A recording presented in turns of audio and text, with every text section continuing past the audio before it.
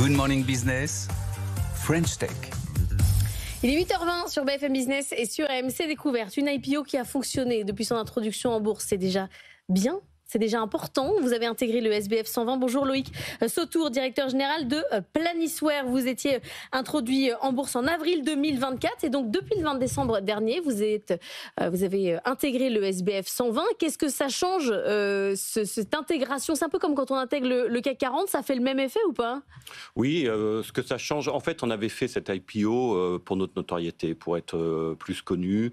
C'est très important. On est une société très internationale. On fait 44% de notre chiffre aux États-Unis, 83% à l'international. C'est très important aux États-Unis d'être une société cotée et d'être transparent vis-à-vis de nos clients. Alors, votre boulot, c'est de faire en sorte que la gestion de projet soit la plus simple possible. Vous proposez un logiciel d'organisation. Si je puis dire, ça remplace pas mal de travail papier, d'anciens tableaux Excel. Le paperboard, vous savez, là, moi j'ai l'image de la start-up, vous savez, avec le tableau, et puis on met les petits post-it sur affaires en cours de réalisation, et puis projet terminé. C'est ça que vous faites finalement, mais informatiquement.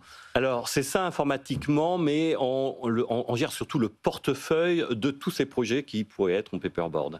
Et donc, le portefeuille, on gère la stratégie, le pilotage stratégique, la totalité de l'écosystème d'une société. Il y a énormément de projets dans une société, et donc on vient aider nos clients à maîtriser la totalité de leurs projets. Mais est-ce qu'on peut est-ce que ça peut être vrai pour toutes les entreprises et tous les projets? Parce que là, vous avez une méthode, mais entre, je ne sais pas, un projet de construction dans le BTP, un projet de conception d'un nouveau produit cosmétique, ou enfin, je ne sais pas, il y a des milliers et des milliers de projets dans des milliers et des milliers de secteurs. On peut avoir un produit, un logiciel qui s'adapte à tout ça en même temps? Oui, alors c'est ce qu'on appelle la project economy. La project economy, c'est 50 000 milliards de dollars. Là-dessus qu'on intervient. Alors, on a un logiciel, nous, mais on a fait le choix de se spécialiser. Donc, on se spécialise sur les projets d'innovation, on se spécialise sur les projets de transformation numérique, sur les projets de construction. Parce que ce que nos clients recherchent, c'est pas une boîte à outils, c'est une boîte à solutions. Et nous, on amène des solutions très spécialisées.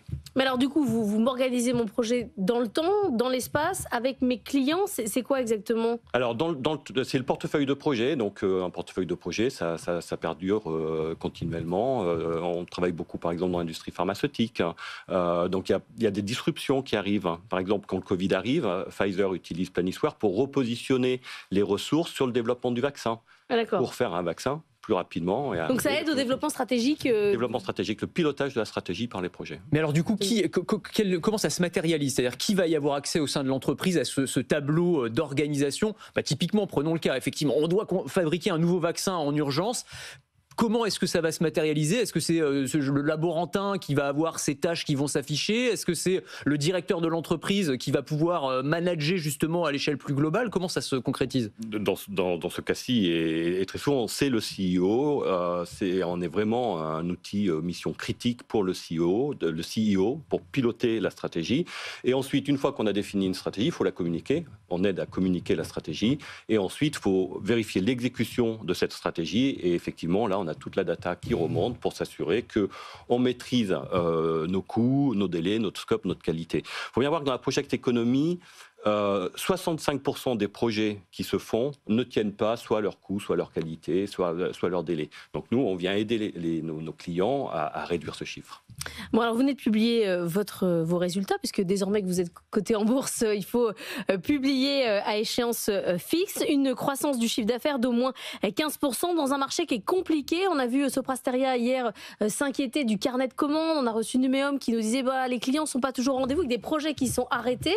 Là, c'est pas votre cas. Non, c'est pas notre cas. En fait, on travaille beaucoup avec nos clients existants parce qu'on continue d'innover continuellement et on se développe avec nos clients existants. Donc ça fonctionne très très bien parce que la nécessité de bien gérer les projets, elle est absolument là. Par contre, effectivement, on voit que sur des nouveaux clients, on a des cycles de décision qui sont parfois un petit peu longs, mais c'est uniquement pour nous les nouveaux clients. Quand vous parlez d'innovation, alors j'imagine que ça prend en compte l'intelligence artificielle dans la gestion de projet. Ça peut prendre quelle forme? Je pensais à l'analyse prédictive, par exemple. C'est un truc qui va pouvoir être très utile, par exemple, pour anticiper des retards potentiels. C'est le genre de choses que vous mettez en place? Exactement, c'est quelque chose que l'on met en place, que l'on a déjà mis en place. En fait, on est le leader dans l'IA sur la gestion de projets.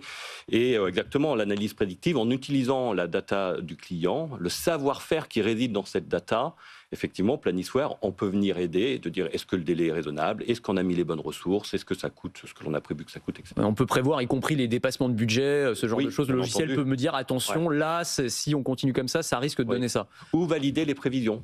Parfois, on va mettre un budget, mais l'IA va venir dire attention, peut-être qu'on a trop mis ou pas assez mis, parce que historiquement, voilà comment on performait sur ce genre de projet. Mais alors, votre concurrent direct aujourd'hui, c'est le paperboard, comme disait Anthony, c'est Pigment, c'est Anaplan, c'est qui?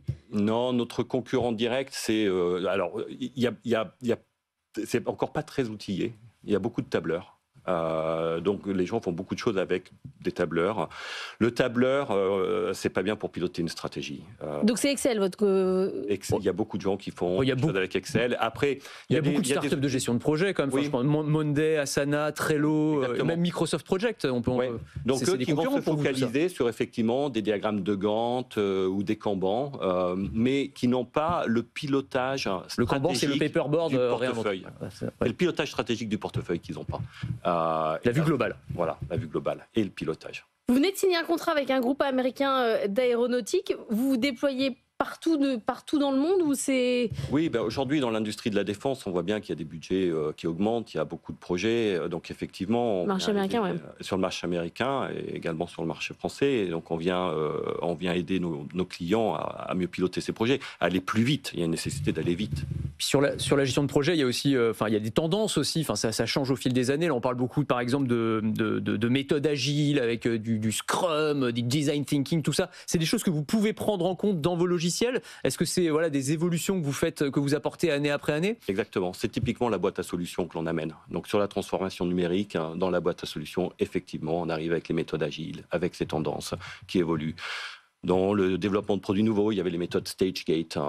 Donc pareil, ce sont des outils, des spécificités que l'on amène dans nos boîtes à solutions. Loïc Sautour pour Planisware, merci d'être venu ce matin dans la matinale de l'économie.